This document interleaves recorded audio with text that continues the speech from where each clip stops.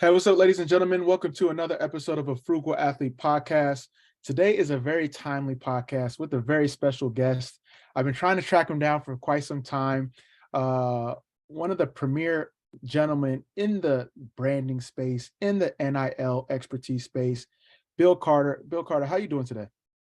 I'm great, Amobi. Thanks so much for having me on. And don't let your listeners believe that I was somehow dodging you. That was not happening. No, We were working out dates. I was not avoiding this. no, we're not. Yeah, let's set the record straight. You were not avoiding this. We were both very busy trying to make impact. Trying to make impact in the space that we're both in. So, for people that may not know you, would love to have a quick bio about you. Yeah. So I guess I'll start in sort of reverse chronological order and keep it short. So my name is Bill Carter. 3 years ago, I kicked off a new consulting practice called Student Athlete Insights. And I do NIL consulting and NIL education, mainly for brands that are entering the space, but also for sports organizations, universities, and high school athletic associations. Prior to that, I owned and operated a sports marketing agency called Fuse from about the mid-1990s till the end of 2019, when I sold my interest in the business to one of my partners, who is still a very good friend of mine and somebody I talk to every couple of weeks. During my time at Fuse, my focus was really on athlete branding. I represented mainly Fortune 500 brands in their connectivity to professional athletes, mainly across stick and ball sports and all sorts of action sports and other endeavors. No, I love that. Real quick, because on our show, we get a lot of athlete managers that are seeking the brand deals. By your description, you were working on the brand side. So That's right. when it comes to the brand side, what are you looking for in an athlete? What qualifies us as a brand finding the correct athlete to fit specific brand that you are looking to promote and engage with? Well, it's interesting. Many of the Fortune 500 major sports sponsors in the country, so the sponsors of the 4 big professional leagues, tennis, golf, soccer, across the board, many of those sponsors have whole sports brand groups internally. Mm-hmm. And you would think that one of the primary responsibilities of those groups would be to seek out the athletes that they want to work with. And the thing I would remind anybody who's representing athletes, both as an agent, as a marketing representative, is that while that may be the case, you can really give your athlete that you represent a tremendous advantage by reaching out to those sponsors. In other words, being proactive from the athlete side can absolutely still pay dividends, even with major sports sponsors who have a whole team of people to seek out athletes and properties and media deals. They're still open to, making that contact from an athlete or from an agent or a marketing rep and beginning the conversation. So that didn't totally answer your question, but that's something I just wanted to sort of mention to you. No, I love that. I think it's because I feel like there's a lot of untapped money that people fail to recognize because they think, oh, they have their sports, the Fortune 500, they're only going to go for like the LeBron James of the worlds. But that's not the case. And if you're proactive about it, there's ways, as you mentioned, to figure out ways to, benefit the athlete. Yeah, and to build on that, Amobi, for 1 second. So one of the brands that I worked on for over 20 years was Mountain Dew. So my agency, along with some others, was the agency that developed the Do the Do campaign in the late 1990s. We were the first to sponsor the X Games. we really navigated that brand to go all in on action sports, specifically skate, surf, BMX biking, freestyle motocross, and some I other told you we things. had a special guest today. Right. But I want to build on the point that you made. So over those 20 years, almost like right out of the gate, and then consistently for 20 years, Mountain Dew spent money at all levels of the sports that they were involved in, right? So they spent at the very grassroots level in snowboarding and skateboarding. They sponsored what I would consider sort of mid-level events that almost sort of straddled the fence between amateur and pro. And then they sponsored X Games and what was once called the Vans Triple Crown and the Gravity Games, media properties that even a casual fan might see on television. And then in the midst of all that, they were also sponsoring athletes, but they were sponsoring amateur, and I'm just using skateboarding as an example. They were sponsoring amateur skaters all through those decades at the same time that they were sponsoring household name pros in that community. And so I mentioned that to you because it's like just an example of what you're talking about. Like, unless you're an athlete or an agent or representing a property, unless you had done outreach to the Mountain Dew brand group and the Pepsi sports team, like, you were never going to get your hat in the ring. You were never going to get looked at. Because the people and the agencies who were doing that work, like, we were busy, negotiating the deals and executing whatever the work was. Like, we didn't, we couldn't spend a tremendous amount of time finding the next athlete to sponsor, finding the next property to sponsor. There was some of that, but there's still a lot to be said for the legwork that goes into reaching out to the brand and how effective it can be. No, that's amazing. I appreciate you sharing that and the transparency around that. And it leads me to my next couple of questions. One, because not everyone could be an athlete, but there's a way to be involved in sports, whether it's, like you said, as an entrepreneur doing brand deals on the brand side or the athlete side. Say I'm an athlete manager reaching out to you for the Do campaign.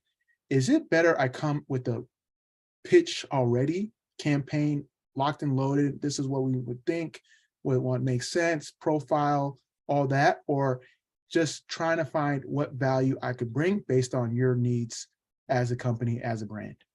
Yeah, that's an awesome question. And I wonder if you have the same experience as I do. I'll back up a little bit. There's this notion, I think, among salespeople, this almost sort of like new approach to sales, that salespeople love to ask a ton of questions. In other words, they take the approach that you were sort of referencing in the second part of your comment, which is they try to want to come to you as a blank slate, ask you a bunch of questions about what your needs are, then they're gonna go away and build that solution. Then they're going to come back to you with a solution, right? Yeah. And I think that sounds good in theory, but I don't think it actually works all that well. And you and I probably have these experiences where somebody tries to sell us something, right? It could be anything, not even sports related. Somebody's trying to sell you a new cell phone plan, or an extension on your car warranty, whatever it is. They call you and they just start asking you questions, right? And I have no patience for that. And I suspect, and I'm just a focus group of one, which is always dangerous, but I suspect, like, I'm not the only one. Like, when I hear that, like, bells ring in my head. I'm like, I don't want any part of this. Like, if this person doesn't know my situation enough to bring me at least like the skeleton of a solution, I don't have time for that. Like, I mean, this is not my priority. But if they come to me, and this, I think, was the first thing you were referencing, is like, if they come to me with like at least the skeleton, like of a plan. They know what probably some of my challenges are, and they, in this case, the thing we're talking about, they have an athlete that they truly believe could be an ambassador and a voice for my brand because of who he or she can speak to effectively. Then I think that's a good starting point. But I think this entirely like consultative sales approach where somebody comes in and asks you like a million questions, like, man, I got to move on Yeah. from that. I don't have time for that. Yeah, I feel you on that. No, that's really great advice. I appreciate you sharing that, because there is a new way of, it's just too many meetings. Like, let's get to the bulk of the meat and the bones of what we need to Right. talk about. Obviously in a respectful way, but I think it's really important. Before we I have another question for people that are looking to get in the space on the, brand development, brand partnerships. You started a business, very successful, exited, started a new business. Any advice for anyone looking to get in the sports business space as an entrepreneur? Is it, work in corporation, learn a little bit, go on your own, or sometimes you got to roll with the punches, go straight on your own? What advice would you have if you were to do it all over again? Yeah. Well, I guess I'm going to date myself a little bit by saying that I think the world has changed a lot in it's been almost, so I'm 54. We started the agency with the two business partners and I when I was 27. So, 27 years, like that's a lot of ground.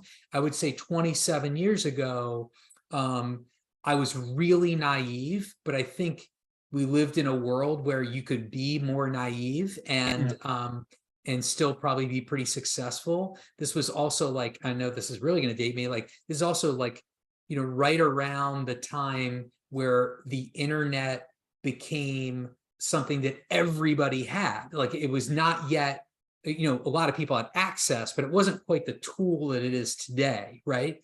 And so I think that's changed a lot of like the behavior. I think the negative that I'd say like a real negative that I see, not that I want to immediately transition to NIL, but I see it in the NIL space, is that there are a lot of entrepreneurs, and I want to be careful.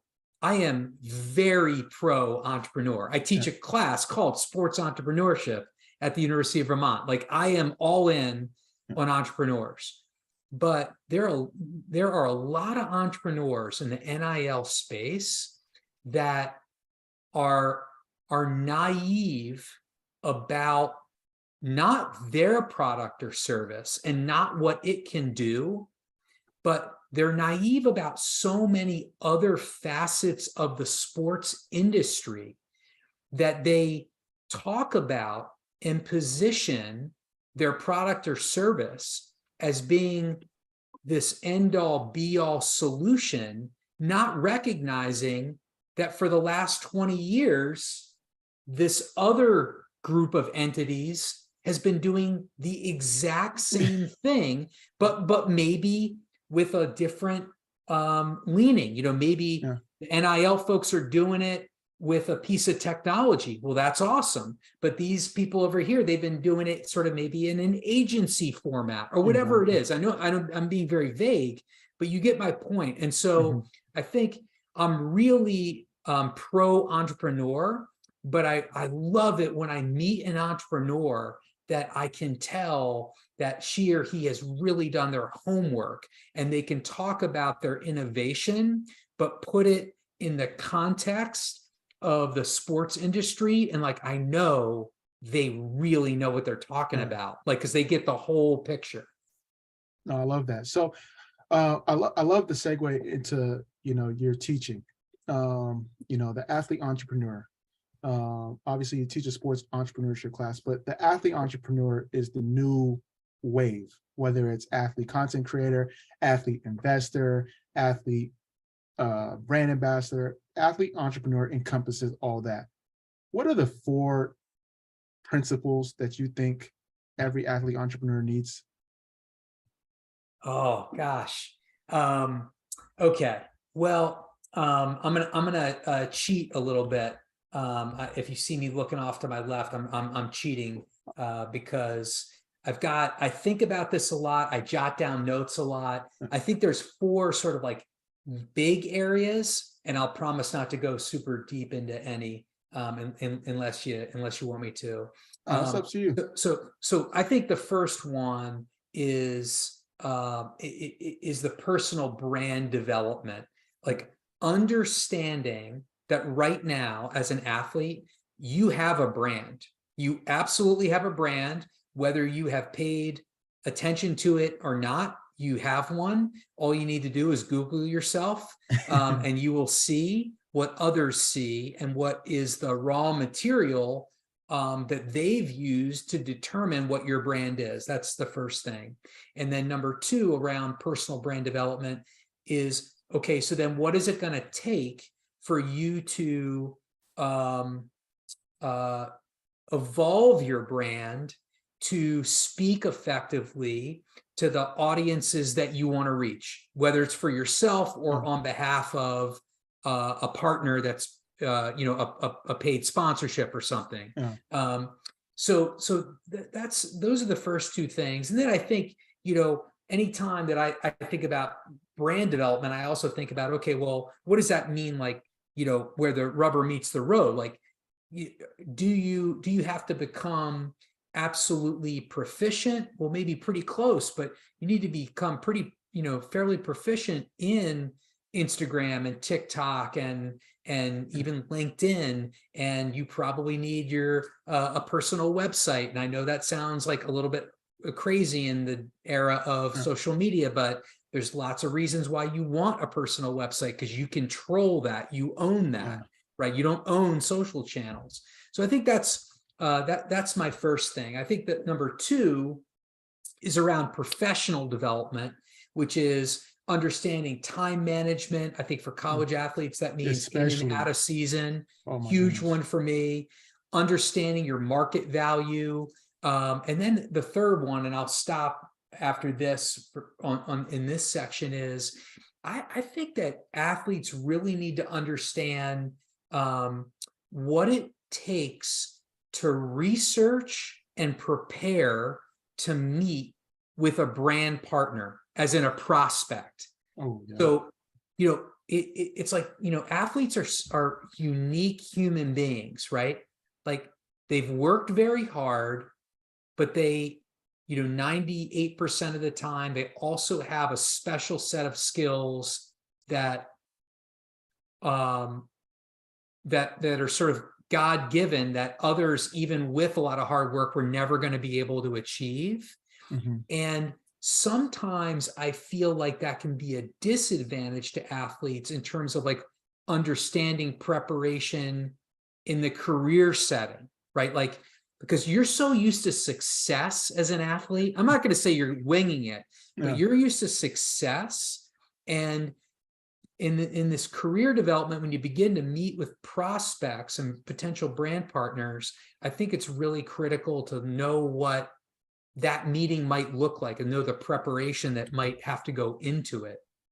And then, I think the number 4 for me is, your specialty just around all things financial literacy. So I'm not going to go deep into that, just to say that, like, that's obviously something that is, critical to long-term success.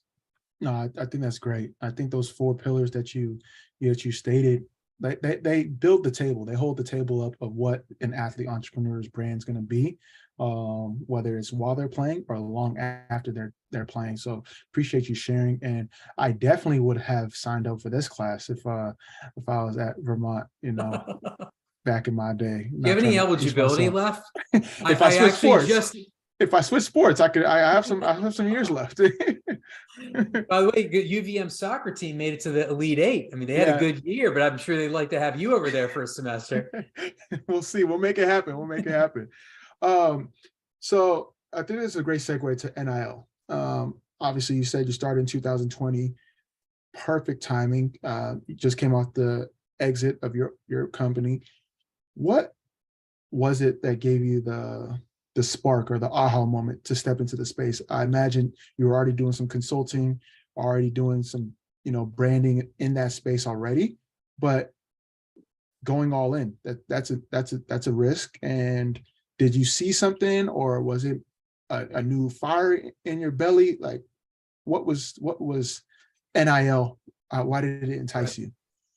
Well, so in some ways, and I don't talk about this with many people, but so in some ways, this is sort of coming full circle for me, because I thought I was going to be a college coach. And Mm, when and I played college lacrosse. I played for an unbelievable coach, and a guy by the name of Hank Janzik, who's the second leading in terms of wins in the history yeah. of college lacrosse. He's a phenomenal mentor for me. And so when I graduated, I went to a Division III school, sort of top 10 Division III program called Gettysburg College.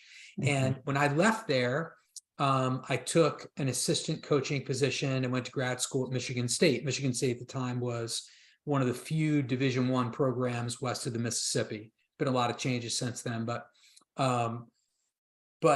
for 3 seasons, I coached there, and I loved it, but it taught me that I didn't want to be Okay. a college coach. Yeah. I didn't want that to be how I made a living. And so I got out of that and I moved to New York and I began a career in sports marketing. But I've always had a great appreciation for coaches. I've had a great love of college sports. And, a lot of people say that it's like when you and I, meet somebody for the first time, and maybe college sports comes up, like, when somebody says that, what they mean. They mean they love college basketball, they love college Yeah. football, Yeah. and their view of college sports is really about about 30 schools and about maybe, what is that, 20,000 student athletes at Power 5 schools, maybe in total, right? 25, 30,000.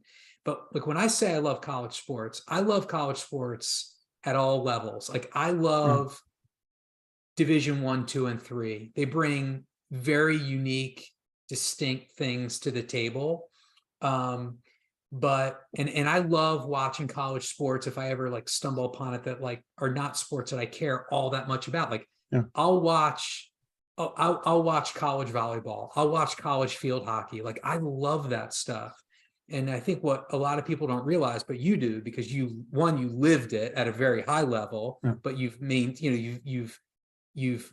a focus on a lot of things college sports related. But like, the intensity that you would see at a Division III swim meet is no different than the intensity that you'll watch. Who did Michigan State just beat on Oh, Sunday? good game, by the way. Why am I blanking on that? Great game. Yeah. But so like the intensity of like getting into a Sweet 16 game at Division I basketball March Madness is like no different than like any other intensity that you would see across all of college sports. I really love that. And so when it was fairly obvious, I think, to most of us that NIL was going to become a reality, and I wanted to be doing something in the space before the NCAA legislation, which is why I started in 2020 and I didn't wait till 2021. Yeah. Because I felt like that was going to be too late. And there was a lot that I could do, particularly in the area of gathering data and doing my own surveys of student athletes, which is something that I rely a lot on. So my passion was really in that direction. And then I also think, I'm a proponent, speaking of entrepreneurs and others, like, I'm a proponent of like, yeah, you should follow your passion. Absolutely. You should also find places where your passion meets up with things that you're good at and that you Yeah. have experience in. You and I are passionate about a lot of things that are not careers, right? Yeah. So it's not only about following our passion. I felt like I had the right skill set to follow into and build an NIL consulting practice Yeah. because of what I had spent 20 years doing. No, I love that. And I think it's great to see the appreciation for sports across sports, but also across divisions. And something I just want to make note of, the D3 athletes is just as intense, and their stories, most of them, they don't get athletic scholarships. So they're working on top of school, on top of competing. Some of them still have the dream of going to play on professionally, whether it's overseas or lower level, different things. And then when you talk about lacrosse being a niche sport, one of the best examples of an athlete entrepreneur that I first came across when I started a football athlete is Paul Rabel.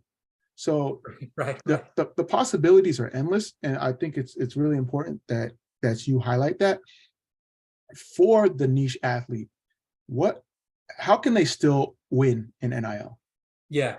That's such a great question. By the way, we could have Paul on this podcast Yeah. and say and we could spend an hour Just him dissecting as him. a case study Yeah. in pre-NIL. Essentially, Paul was building an NIL business, Exactly. post-college, right? But some of the things that I'll mention to you about, like the niche athlete and where it connects with NIL. So I'll start with this, which is, for some of your audience, not maybe all of your audience, who is very much, in the business and cares a lot about sports and paying attention to college sports. But the one thing we have to remind people is that NIL does not equal brand endorsements, or I'll say it another way. NIL is not defined exclusively by brand endorsements. In other words, the things that look like what we see in pro sports. Yeah. That's not what NIL is. NIL is the right of publicity.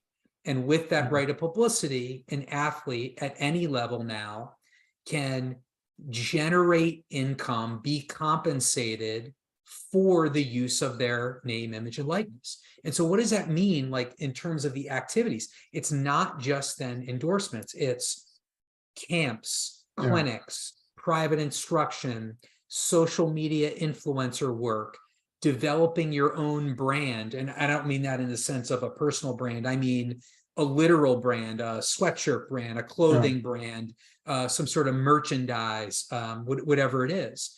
And so it's particularly important for the niche athlete to know about this part of the conversation we're having, because if you're even I'll keep going back to lacrosse a little bit.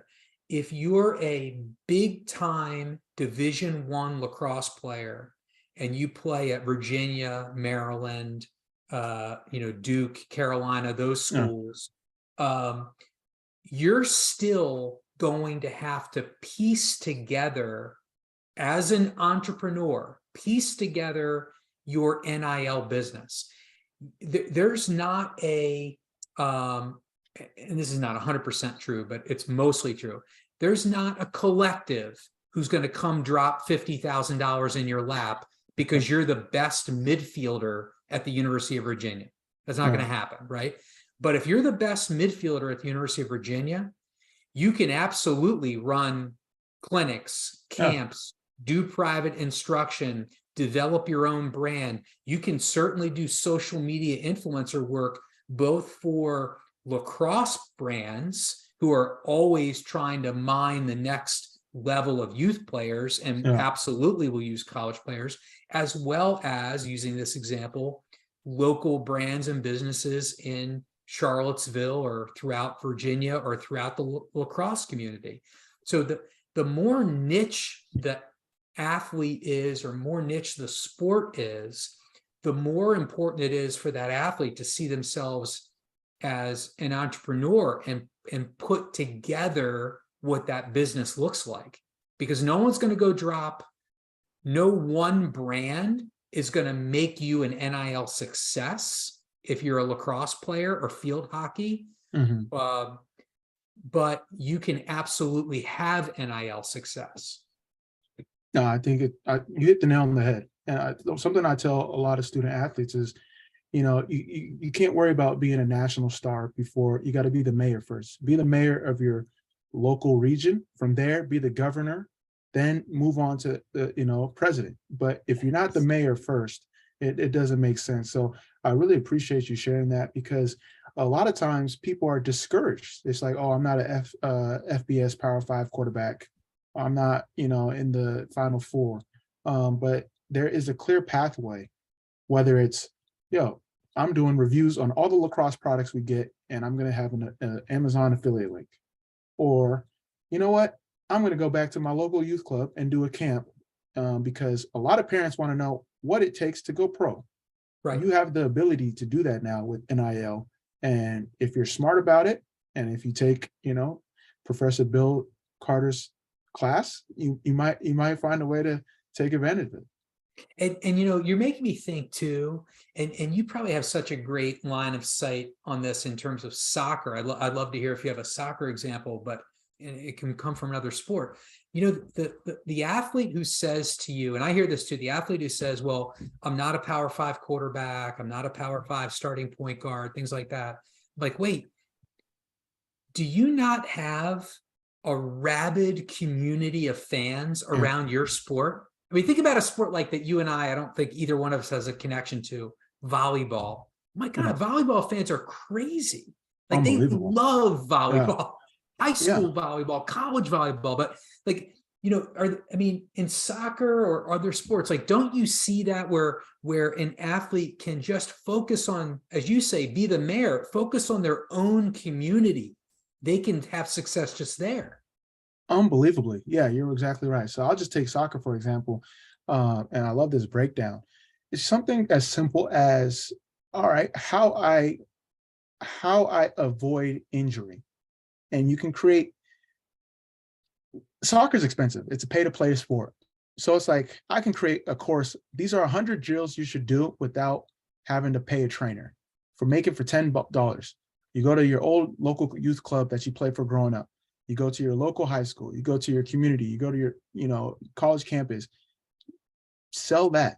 And instead of having to train kids in your off time and homework and school and social life and season, having a digital product, now that you're allowed to have something like that, it could be the difference between, paying for your car. We're not saying it's going to take care of, mom and dad and buy them a house, but these are things to put money in your pocket, or things to create skills that are going to help you in your corporate space. That's what I see as the benefit of NIL. I'm 100%. Not sure if you agree. Yeah, 100%. And by the way, I love your examples, because that example is a very real example. Create a digital product, use tools to get it out there so it's working for you when you're off doing the things that you're committed to, which going to class, going to practice, going to training room, getting enough sleep. But and the other thing, Amobi, that I love about what you just said is like, but also have, approach this in a real way. Are you going to make $30,000 doing this over the next year? No, you're not. But you can make an amount of money that will be helpful to the place that you are in your life right now. Exactly. And I know you can relate. There's so many intangibles that you learn, doing NIL, if you're doing it the right way. Negotiation with brands, building something from the ground up, execution, marketing. So these are things that I'm sure you teach in your class that you will innately get. So you might not see the immediate benefit of monetarily, NIL $1 million deals, but when sports is over, and it's going to be over, whether it's a 10, 20-year professional career or just your college career, that you can take and apply to anything that you do in life. And that's something that I always try to promote.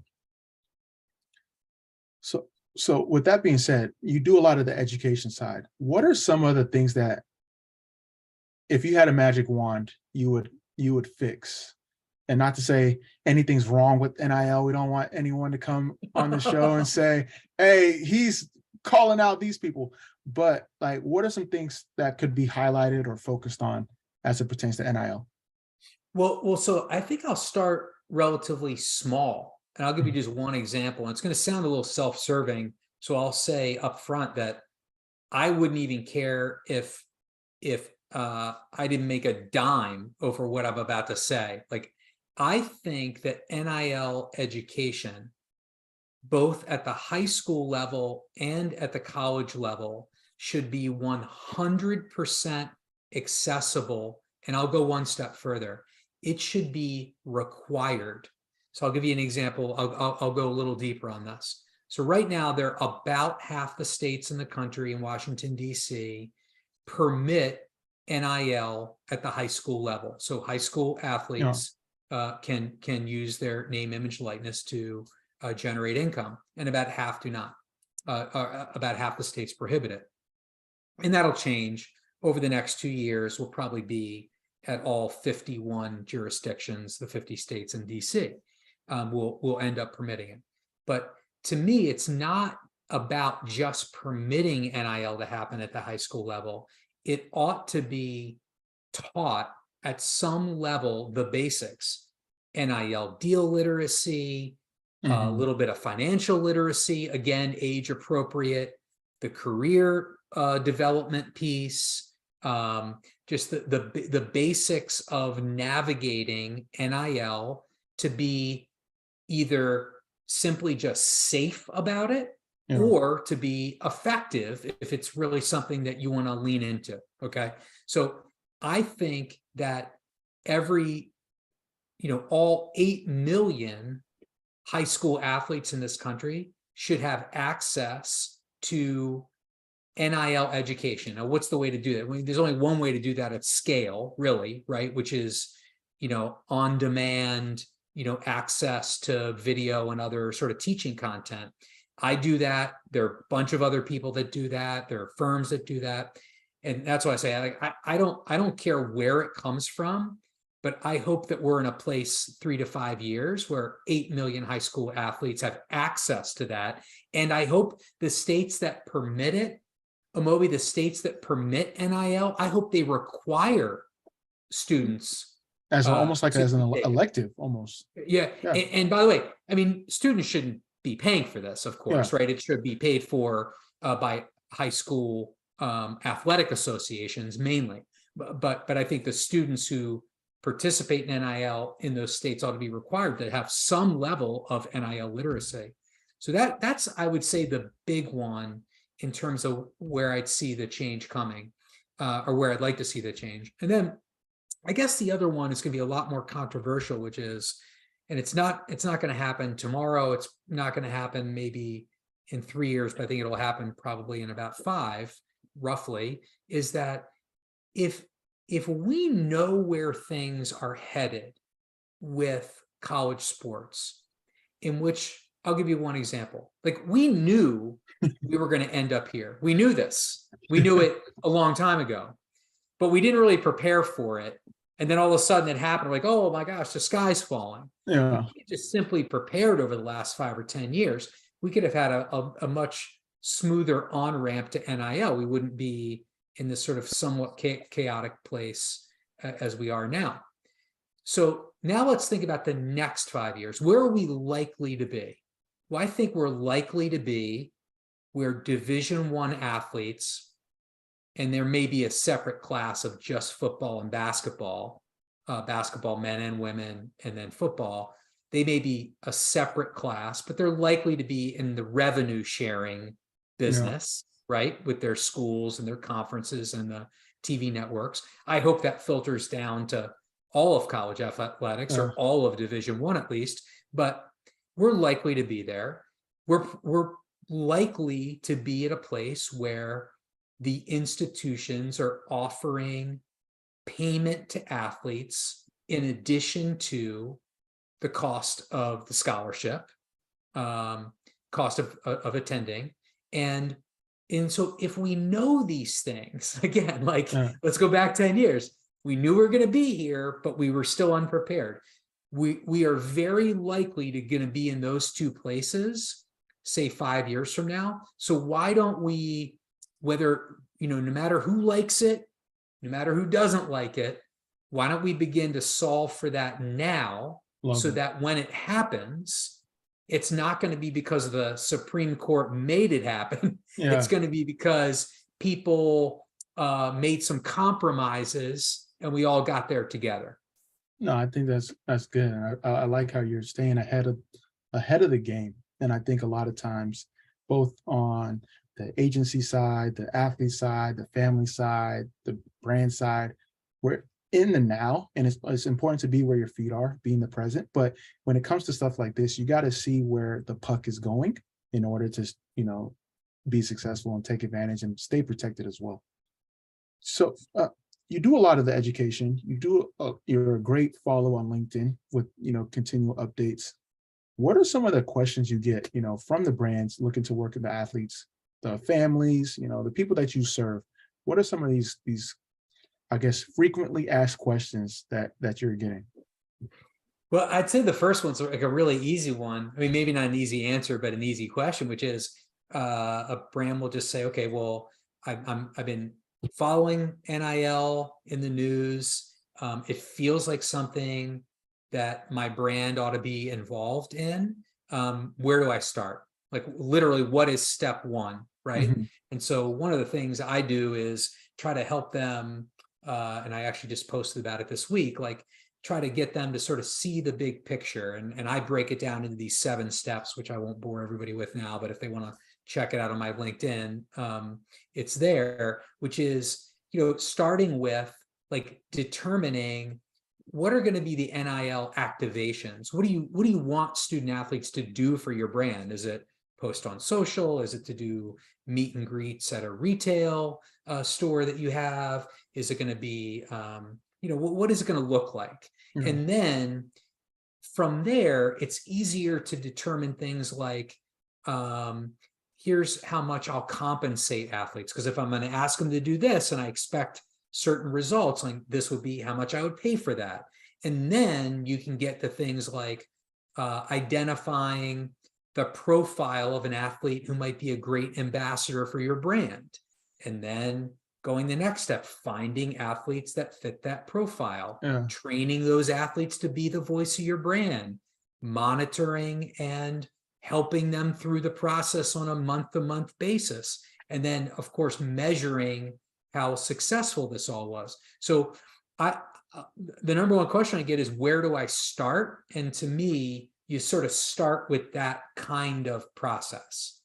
Okay. I know we spoke offline in terms of marketplaces. It could get a bit overwhelming for a student athlete. There's so many out there, and some good, some not so good. Some, provide different qualities. We're not going to get into that. But what's your view on like marketplaces and how it can help or hurt an athlete?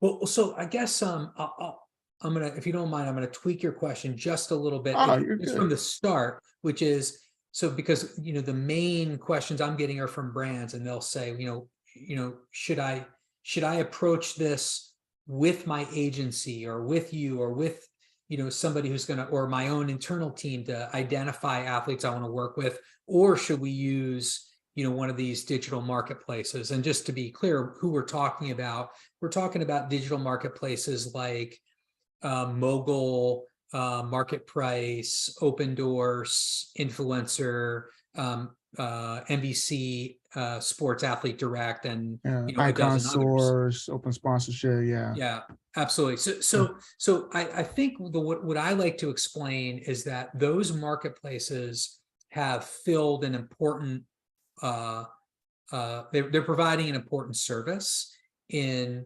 helping with athlete selection and communicating with athletes what your offer is. But they're a tool. I mentioned a couple of minutes ago that I look at this as sort of like the 7-step process for a brand, and that step where you are engaging with athletes and determining who you want to work with. You can go through a marketplace, and that's one way to do it.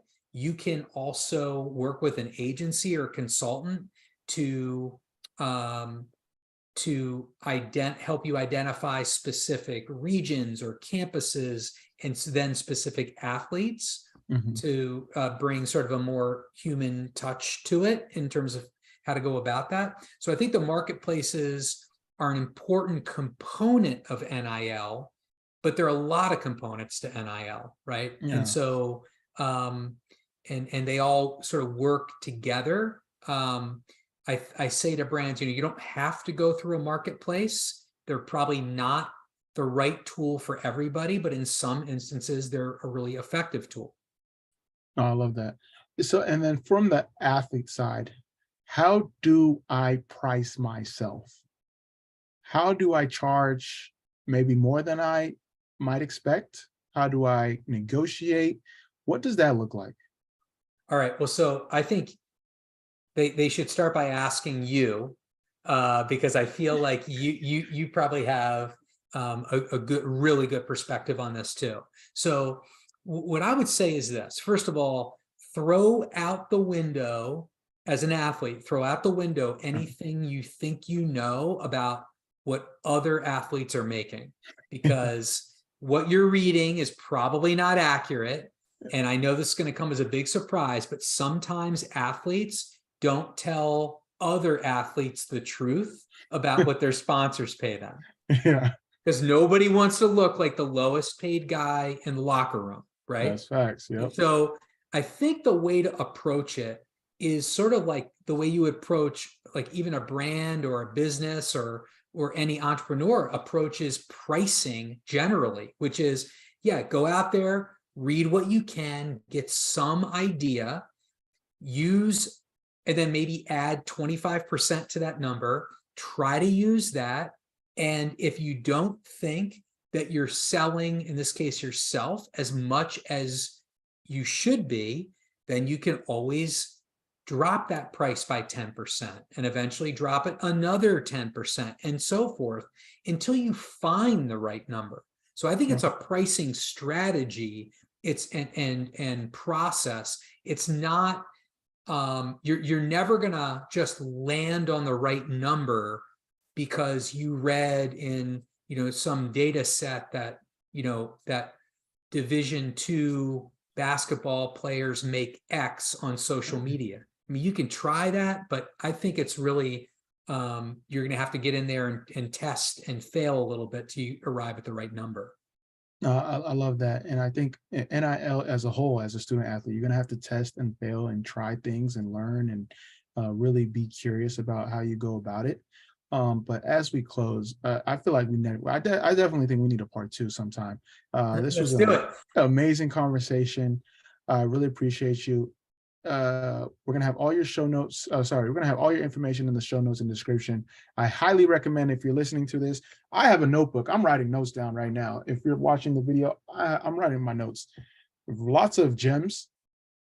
So, Bill, in closing, anything that you want to say, student athlete, anyone in the NIL space, what are some words of encouragement as we move forward, as NIL continues to evolve?